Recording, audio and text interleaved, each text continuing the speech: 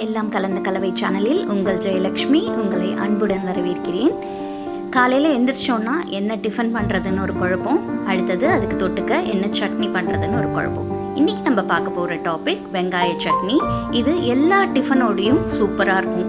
இட்லி, தோசை, சப்பாத்தி, பூரி எல்லாத்துக்கும். வாங்க நம்ம இன்க்ரீடியன்ஸ் பார்க்கலாம்.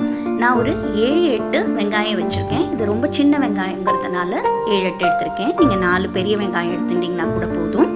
அடுத்தது வத்த மிளகா. இது குண்டு மிளகாங்கிறதுனால நான் ஒரு 11 வச்சுருக்கேன். நீங்கள் சாத்தூர் வத்தலாக இருந்தால் ஒரு 7-8 எடுத்து வச்சுக்கலாம். அடுத்து தேவையான பொருள் பார்த்திங்கன்னா உப்பும் கொஞ்சோண்டு புளியும். இந்த உப்பு, புளி, வெங்காயம், வத்த மிளகா இதோட நம்ம பர்ஃபெக்டாக ஆட் பண்ண வேண்டியது நல்லெண்ணெய். இந்த சட்னிக்கு நம்ம கண்டிப்பாக யூஸ் பண்ண வேண்டியது நல்லெண்ணெய். ஸோ இந்த நல்லெண்ணெய் யூஸ் பண்ணுறதுனால சட்னி அவ்வளவு ருசியாக இருக்கும். இந்த பிக்சரில் நமக்கு தேவையான என்னென்ன பொருளுங்கிறத வச்சுருக்கேன். நறுக்கி வச்ச வெங்காயம், வத்த மிளகா, உப்பு, புளி, அப்புறம் நல்லெண்ணெய். அடுத்தது என்ன பண்ண போகிறோம்னா, ஒரு மிக்சி ஜாரில் நறுக்கின வெங்காயம் இருக்கு இல்லைங்களா, அதை எடுத்து ஃபஸ்ட்டு போட்டுக்கலாம். அது போட்டதுக்கப்புறமா நம்ம வச்சுருக்கிற உப்பு, புளி, மிளகா வத்தல் இதையும் நம்ம சேர்த்து ஆட் பண்ணிக்கலாம்.